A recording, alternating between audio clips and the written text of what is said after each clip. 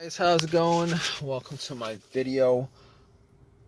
Here's the thing. I just want to give you guys some tips if you guys have the situation that I had a couple of days ago. So basically, what happened was I was at a McDonald's.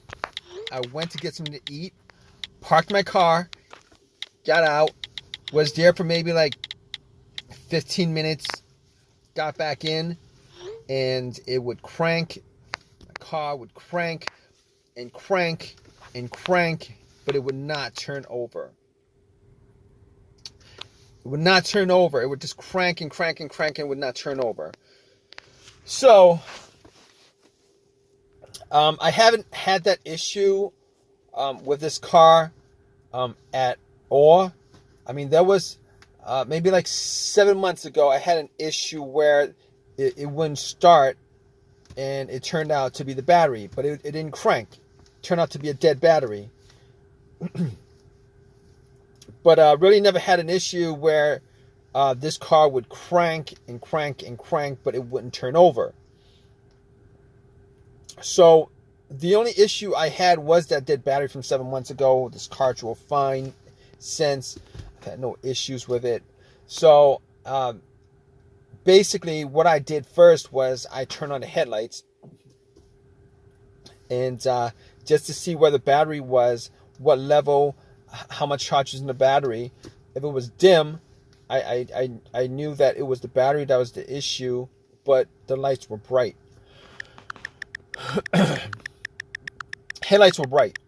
So basically, I didn't think it was the battery to begin with, but and the reason why it wasn't just because of the headlights, it was because of how strong the cranks were. All right, it wasn't like it was a slow crank. It wasn't like it was a soft crank. It wasn't like it was trying to crank. It was a very, very strong crank each and every time it cranked. Regardless, I opened up the hood and pretty much checked around the battery, because I thought, I was hoping that it would be something as simple as that. I didn't really want it to be anything bigger than that. Obviously, most people in this situation, if they were in this situation, they'd wish for the easiest fix. So I was looking at the battery, I was looking at the terminals, and you know what? I don't think I actually cleaned up the terminals last time when I changed up the battery 7 months ago. I was looking at the terminals. They looked kind of corroded. There was some rust on it, kind of corroded. There was some white, bluish stuff on there. So I pretty much, had a couple of fries, and then I took out my Coke, which I drank half a cup of, and I poured the rest onto the terminals, and had it fizz up, oxidize, a lot of the corrosion. So I pretty much took some paper towel and wiped it. But here's the thing, I was actually able to wiggle both the terminals off. They were tight, but not so tight that I couldn't move it. But I was able to move it, wiggle it, and once I took it off, pretty much wiped it and popped it back on. And I was hoping that was going to be the fix for it. But unfortunately, when I got back and tried to start it, it would crank and it wouldn't start. Now, I didn't give up thinking that it might have been a battery for whatever reason. But however, I did have a booster pack, and for whatever reason, I decided to put the booster pack on the terminals and then try to start it. Did the same thing. So at that point, I 100% knew that it probably wasn't a power issue, it probably wasn't a battery issue. So at that point, I ruled out the battery. I ruled out the terminals being corroded. Ruled that out. I actually did check the negative line. If you guys don't know what the negative line is the ground line, the ground wire. All right. Normally, the negative terminal wire that goes to the negative of your battery actually connects to the frame of the car.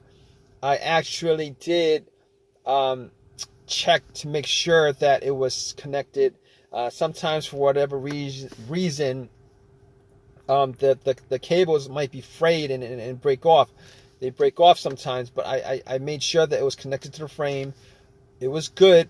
Sometimes sometimes a crank no start situation could be caused by that, but normally something like that would also cause a very, very slow, weak crank, which is not the situation I had.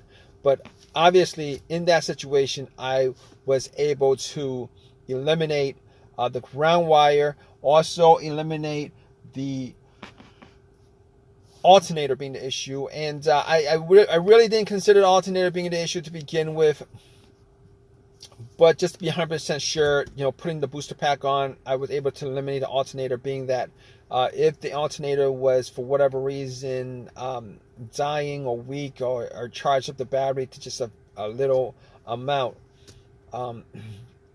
me putting a booster pack on, and it would have started the car if it was the alternator that was the issue. However, I didn't think that's not one of the things that came up as far as me trying to figure out how to a way to solve the issue with this car. Not cranking but not starting. But okay, here's the thing about it. So I can eliminate all those things. Now, other things that could be causing it: mass airflow sensor, the crankshaft, the camshaft, position sensor, throttle position sensor. I pretty much was able to rule out all those things, seeing as how I actually remembered that there was no check engine light on my dash. I haven't had a check engine light for a long while. I did have a mass airflow sensor issue maybe like 6 months ago that caused the check engine light to come on, but no starting issues, no driving issues, as far as I could tell. But that was a very important thing as far as eliminating what could be causing the issue with the car. So basically, I was able to eliminate all those things: the mass airflow sensor, the throttle position sensor, camshaft, crankshaft, and anything else that has a sensor connected to it. But I recalled that I had a similar situation with another car where there was maybe a computer issue. I think it was a computer issue where the computer was not able to connect to the car itself because of a blown fuse on the car's computer, blown ECU fuse or something like that. And now I didn't think that was the issue, but I had an OBD2 reader, a $20 OBD2 reader that I actually bought from Amazon, from Walmart, and I plugged it in. And here's the thing about it: it read all the way through. It analyzed it, gave me a readout. At that point, I knew that it wasn't the OBD2 that was. No, I knew that it wasn't the car's computer issue at that point. Reason being is that if it was an issue of a communication issue from the car's computer to the car, if that happened, the issue, what would have occurred was it would not have been able to analyze it. It would have stopped midway, but it went all the way through. There was no codes at all. I did not see a single code pop up at all. So I was glad that was the case, because I could, at that point, eliminate every single thing that had a sensor connected to it. All right, so I could rule that out. So after that, I was thinking, well, here's the thing. It could be fuses, relays. It could be fuel pump. It could be T-fob, ignition switch, any of those things. But the more simplest of those things to tackle was the fuses, the relays, and the fuel pump. So what I did was I went to the fuse box, checked out all the fuses, see if I could see any burnt fuse. I tried trying to detect whether there was a hint of any kind of burnt smell. Was not able to see anything out of the ordinary as far as any kind of burnt fuses, blown fuses, etc., etc. So at that point, I couldn't confirm 100% it wasn't the fuses, but I would say probably, probably a good guess that it was not one of the fuses that was causing this issue. But it could have been possibly been one of them. But anyway, moving on, I thought at that point before that I had considered that it could have been the fuel pump. I actually did the test on my own as far as trying to figure out whether the fuel pump was operating or not. Normally it would be a best scenario if there was at least two people for this test. One would be outside, right next to where you pump the gas, with the gas cap off. Somebody would be listening to hear some kind of motor running or whizzing sound, and then the person in the car would try to put the car on the on position. The on position is the ignition position right before the crank. This would be the last position before it cranks up. The reason why you don't want to crank up is because the cranking noise, the crank will actually drown out the noise from the motor. All right, so you're trying to listen for like a slight whizzing motorized sound on. So I tried it. I was sitting in the car. I tried a couple of times to put it in the on position, and unfortunately, I wasn't able to detect whether there was any kind of sound, any kind of motorized whizzing sound. So at that point, I pretty much just gave up on that. So basically what I did next was checking out the fuses, but was not able to decipher whether it was a fuse issue. So what I did after that was try to figure out whether it was one of the relays. So what I did was I had considered that it was maybe the relay to the fuel pump. It could have been a clogged fuel filter, but normally a clogged fuel filter, it would cause a crank no start sometimes, but for the most part, it would crank up, and then and it'll stall out. It wasn't the case here. So I didn't think it was the fuel filter, considering it would crank and crank and crank and crank. It seemed like there was something that was causing it not to turn over. So I got to the fuel pump relay. Once I got to the fuel pump relay, figured out where it was.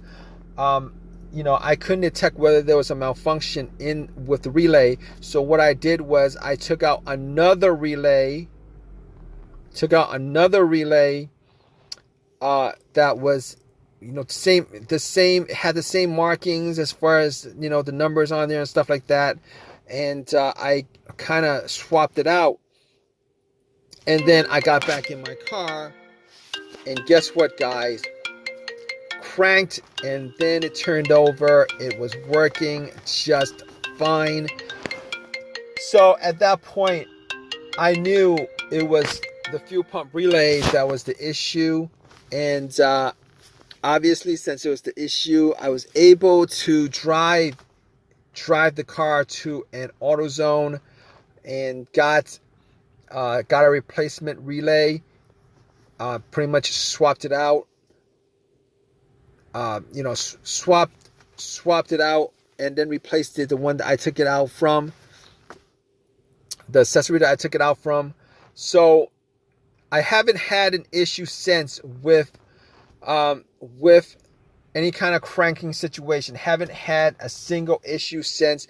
But to be honest, I didn't actually drive that much, but haven't had an issue since with the issue, with the crank no start issue. So it's been resolved. It drove fine all day today. Not a didn't have the same issue as I had previously. So this is it was an easy fix. I'm glad it was an easy fix. If you guys are in this situation, you guys are looking for to troubleshoot your crank but no start situation, if you guys go down the list of what I went through as far as eliminating each and every one of those things, 90% of your situation could probably be, you could probably figure out what the problem is. Regardless, hope whatever your situation is at this point, that it's an easy fix for you. Please give me a thumbs up. Please subscribe. If you have any comments at all, please leave a comment in the comment section. All right, guys, take care.